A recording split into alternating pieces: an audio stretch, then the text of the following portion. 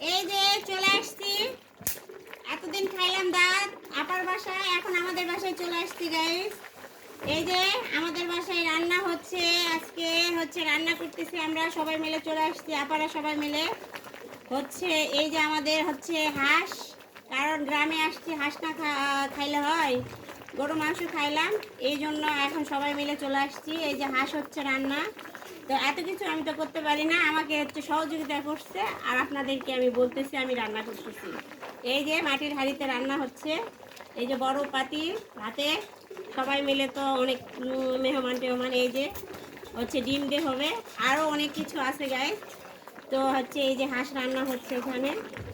আর আজকে আমি আপনাদেরকে অবশ্যই দেখাবো আমাদের উত্তরবঙ্গে কিভাবে হচ্ছে ভাপা পিঠা খাই আমরা, কাতলা মাছ দিয়ে আমরা হচ্ছে ভাপা পিঠা খাই, এটা অবশ্যই আপনাদেরকে দেখাবো।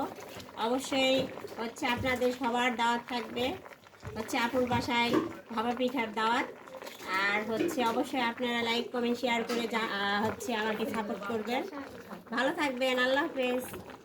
অত বেশি